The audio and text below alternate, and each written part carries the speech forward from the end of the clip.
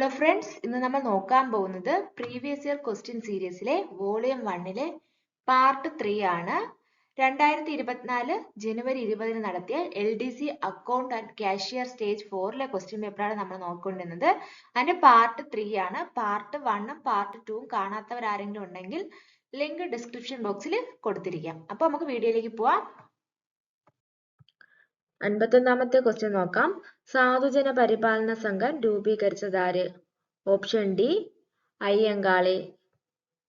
1907 സാമൂഹിക പരിഷ്കർത്താവായ അയ്യങ്കാളിയാണ് സാധുജന പരിപാലന സംഘം രൂപീകരിച്ചത്. തിരുവിതാംകൂർ സർക്കാരിന്റെ പിന്തുണയോടുകൂടിയാണ് അയ്യങ്കാളി രൂപീകരിച്ചത്? സാധുജന പരിപാലന സംഘം രൂപീകരിച്ചത്. ദളിത് ജനതയുടെ സാമൂഹികവും സാമ്പത്തികവും വിദ്യാഭ്യാസപരവുമായ ഉയർച്ചയ്ക്ക് വേണ്ടിയാണ് സാധുജന പരിപാലന സംഘം രൂപീകരിച്ചത്. എന്തിനു വേണ്ടിയാണ് സാധുജന പരിപാലന സംഘം രൂപീകരിച്ചത്? ദളിത് ജനതയുടെ സാമൂഹികവും സാമ്പത്തികവും വിദ്യാഭ്യാസപരവുമായ ഉയർച്ചയ്ക്ക് വേണ്ടി 1907 അയ്യങ്കാളി രൂപീകരിച്ച സംഘമാണ് സാധുജന പരിപാലന സംഘം. 52ാമത്തെ ക്വസ്റ്റ്യൻ നോക്കാം. 1888 ശ്രീനാരായണ ഗുരു ശിവപ്രതിഷ്ഠ നടത്തിയ സ്ഥലമേത്? Option B Aruvippuram. സാമൂഹ്യ പരിഷ്കർത്താവ് കൂടിയായ ശ്രീനാരായണ ഗുരു 1888 അരുവിപ്പുറം ശിവപ്രതിഷ്ഠ നടത്തിയത്. 53ാമത്തെ ക്വസ്റ്റ്യൻ നോക്കാം. കേരളത്തിൽ ബ്രിട്ടീഷുകാർക്കെതിരെ നടന്ന ആദ്യത്തെ സംഘടിത കലാപം ഏത് നോക്കാം. ഓപ്ഷൻ സി ആണ് ആറ്റിങ്ങൽ കലാപം. ആറ്റിങ്ങൽ കലാപമാണ് കേരളത്തിൽ ബ്രിട്ടീഷുകാർക്കെതിരെ നടന്ന ആദ്യത്തെ സംഘടിത കലാപം. 1721 ആറ്റിങ്ങൽ കലാപം നടന്നത്. ഇംഗ്ലീഷ് ഈസ്റ്റ് ഇന്ത്യ കമ്പനിക്കെതിരെയാണ് ആറ്റിങ്ങൽ കലാപം നടന്നത്. ഒന്നുകൂടെ പറയാം, ഇംഗ്ലീഷ് ഈസ്റ്റ് ഇന്ത്യ കമ്പനിക്കെതിരെയാണ് ആറ്റിങ്ങൽ കലാപം നടന്നത് 1721. 54ാമത്തെ ക്വസ്റ്റ്യൻ നോക്കാം. വൈക്കം സത്യാഗ്രഹം നടന്ന വർഷമേത്? Option A 1924. 1924 മാർച്ച് മാസം 30 തുടങ്ങി 603 ദിവസം നീണ്ടുനിന്ന സത്യാഗ്രഹമാണ് വൈക്കം സത്യാഗ്രഹം.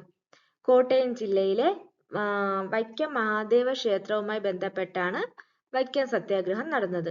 അതായത് ഈ വൈക്കം മഹാദേവ ക്ഷേത്രത്തിന് മുന്നിലായിട്ടൊരു പൊതുവഴി ഉണ്ടായിരുന്നു.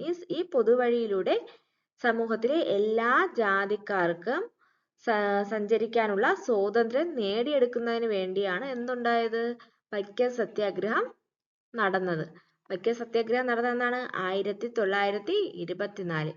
1924 മാർച്ച് 30 തുടങ്ങി 603 ദിവസം നീണ്ടുനിന്ന സത്യാഗ്രഹമാണ് വൈക്കം സത്യാഗ്രഹം എന്ന് പറയുന്നത്.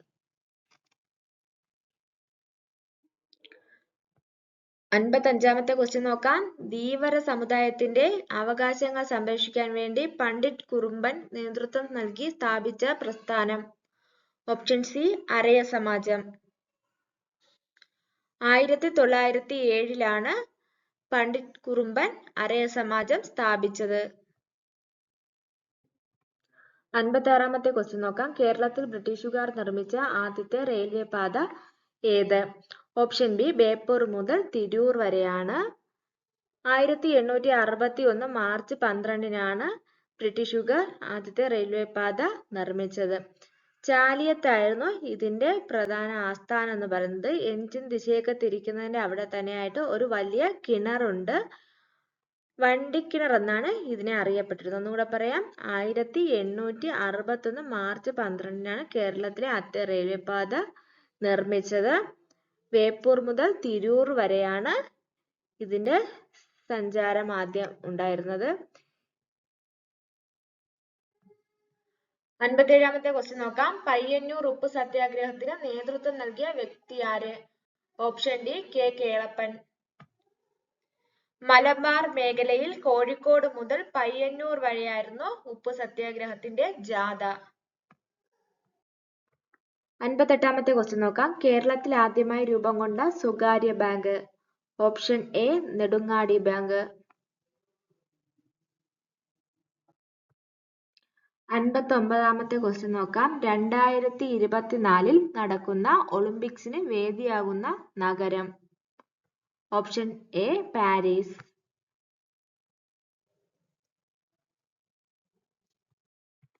60ാമത്തെ ക്വസ്റ്റ്യൻ നോക്കാം. പ്രശസ്ത നാടകമായ അടുക്കളയിൽ നിന്ന് അരങ്ങത്തേക്ക് എന്ന കൃതിയുടെ കർത്താവാര്? Option D V T. Bhattathiripad.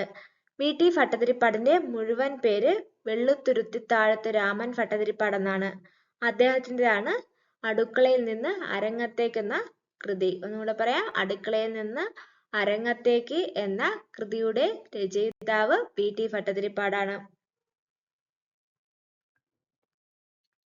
61ാമത്തെ question നോക്കാം. മനുഷ്യ ശരീരത്തിലെ ഏറ്റവും കാഠിന്യമേറിയ വസ്തു പല്ലിലെ ഇനാമിലാണ്. അതിന്റെ നാശത്തിന് കാരണമാകുന്ന ബാക്ടീരിയ?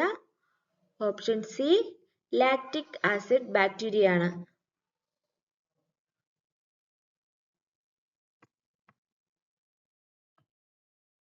62ാമത്തെ ക്വസ്റ്റ്യൻ നോക്കാം. താഴെ തന്നിരിക്കുന്ന ജീവകങ്ങളെ സംബന്ധിച്ച പ്രസ്താവനകളിൽ തെറ്റായ പ്രസ്താവന അല്ലെങ്കിൽ പ്രസ്താവനകൾ ഏത്? ഓപ്ഷൻ ബി 4 മാത്രം. മോണ, ത്വക്ക്, പല്ല്, രക്തങ്ങൾ എന്നിവയുടെ ആരോഗ്യത്തിന് സഹായിക്കുന്ന ജീവകമാണ് ജീവകം ബി. ഇത് തെറ്റായിട്ടുള്ള പ്രസ്താവനയാണ്. 63ാമത്തെ ക്വസ്റ്റ്യൻ നോക്കാം. ഒരു ബാക്ടീരിയൽ പകർച്ചവ്യാധിയായ കുഷ്ഠം ഒരാളിൽ നിന്ന് മറ്റൊരാളിലേക്ക് പകരുന്നത് ഏത് രീതിയിലാണ്? ഓപ്ഷൻ ബി സമ്പർക്കം മുഖേന. ഹാൻസസ് ഡിസീസ് അഥവാ HT എന്നും ഈ രോഗത്തെ അറിയപ്പെടുന്നു. മൈക്കോബാക്ടീരിയൻ ലെപ്രെ അല്ലെങ്കിൽ മൈക്കോബാക്ടീരിയൻ ലെപ്രോമാറ്റോസിസ് എന്ന ബാക്ടീരിയയുടെ ദീർഘകാല അണുബാധയാണ് കുഷ്ഠം എന്ന് പറയുന്നത്. ഇത് കണ്ണിനും ചർമ്മത്തിനൊക്കെ കേടുപാട് വരുത്തുന്നുണ്ട്. സാധാരണയായി ചുമ, അതുപോലെ തന്നെ മൂക്കിൽ നിന്നുള്ള സ്രവം ഇവയുടെയൊക്കെ ഈ സമ്പർക്കം മുഖേനയൊക്കെയാണ് എന്തുണ്ടാകുന്നത്? ഈ കുഷ്ഠരോഗം മറ്റൊരാളിലേക്ക് പകരുന്നത്. 64ാമത്തെ ക്വസ്റ്റ്യൻ നോക്കാം. കേരളത്തിലെ അവിവാഹിതരായ മാതാക്കളെ സഹായിക്കുന്നതിനും സംരക്ഷിക്കുന്നതിനും വേണ്ടി കേരള സർക്കാർ കൊണ്ടുവന്ന പദ്ധതി. ഓപ്ഷൻ എ സ്നേഹസ്പർശം. അവിവാഹിതരായ മാതാക്കളെ സംരക്ഷിക്കുന്നതിന് വേണ്ടി സാമൂഹ്യ സുരക്ഷാ മിഷൻ നടപ്പിലാക്കിയ പദ്ധതിയാണ് സ്നേഹസ്പർശം. 65ാമത്തെ ക്വസ്റ്റ്യൻ നോക്കാം. രോഗാണുക്കളെ വിഴുങ്ങി നശിപ്പിക്കുന്ന പ്രവർത്തനമാണ് ഫാഗോസൈറ്റോസിസ്. ഈ പ്രവർത്തനം നടത്തുന്ന മനുഷ്യ രക്തത്തിലെ ശ്വേതരക്താണുക്കൾ ഏതെല്ലാം? ഒന്നുകൂടെ ക്വസ്റ്റ്യൻ വായിക്കാം. രോഗാണുക്കളെ വിഴുങ്ങി നശിപ്പിക്കുന്ന പ്രവർത്തനമാണ് ഫാഗോസൈറ്റോസിസ്. ഈ പ്രവർത്തനം നടത്തുന്ന മനുഷ്യ രക്തത്തിലെ ശ്വേത രക്താണുക്കൾ ഏതെല്ലാം? ഓപ്ഷൻ ഡി മോണോസൈറ്റും ന്യൂട്രോഫിലുമാണ്. ഒന്നുകൂടെ പറയാം, മോണോസൈറ്റും ന്യൂട്രോഫിലും. രോഗാണുക്കളെ വിഴുങ്ങി നശിപ്പിക്കുന്ന ശ്വേതരക്താണുക്കളാണ് മോണോസൈറ്റും ന്യൂട്രോഫിലും.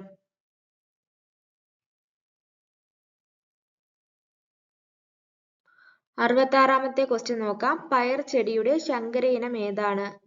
Option B Bhagyalakshmi.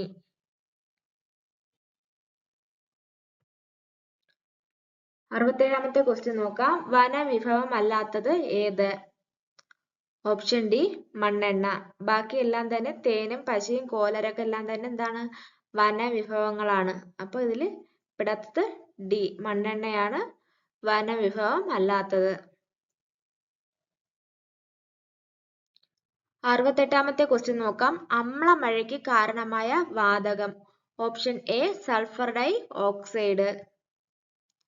മലിനീകരണത്തിന്റെ ഫലമായി അന്തരീക്ഷത്തിൽ ഉണ്ടാകുന്ന സൾഫ്യൂരിക് ആസിഡ്, നൈട്രിക് ആസിഡ് എന്നീ ആസിഡുകൾ മഴവെള്ളത്തിൽ കലരുകയും തുടർന്ന് ഭൂമിയിലേക്ക് പതിക്കുകയും ചെയ്യുന്ന പ്രതിഭാസമാണ് അമ്ലമഴ എന്ന് പറയുന്നത്.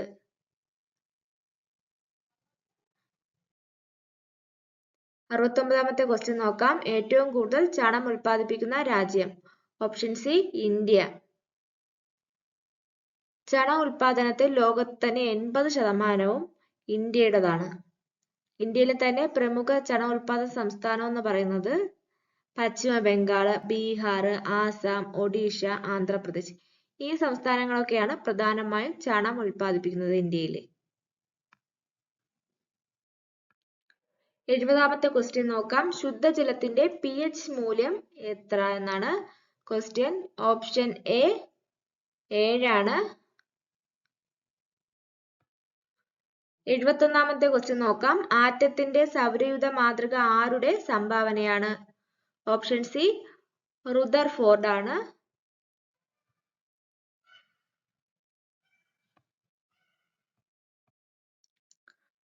72ാമത്തെ ക്വസ്റ്റ്യൻ നോക്കാം. കലാമിൻ ഏത് ലോഹത്തിന്റെ അയിരാണ്? Option D zinc.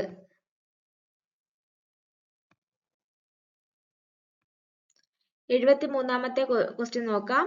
ഉത്കൃഷ്ടവാതകങ്ങൾ ആധുനിക പീരിയോഡിക് ടേബിളിൽ ഏത് ഗ്രൂപ്പിൽ പെടുന്നു? Option A 18.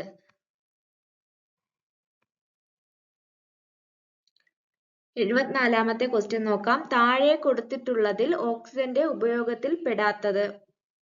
Option D bleaching powder നിർമ്മാണത്തിന്. ജ്വലനത്തിനും റോക്കറ്റ് ഇന്ധനങ്ങൾ ഓക്സീകരിക്കുന്നതിനായും കൃത്രിമ ശ്വാസത്തിനും എന്ത് വേണം? ഓക്സിജൻ വേണം. എന്നാൽ ബ്ലീച്ചിങ് പൗഡർ നിർമ്മാണത്തിന് ഓക്സിജന്റെ ആവശ്യമില്ല. 75ാമത്തെ ക്വസ്റ്റ്യൻ നോക്കാം. ഭക്ഷ്യവസ്തുക്കൾക്ക് ചുവപ്പ് നിറം നൽകാൻ ഉപയോഗിക്കുന്ന കൃത്രിമ രാസവസ്തു? ഓപ്ഷൻ ബി ആണ് കാർമോയിസിൻ.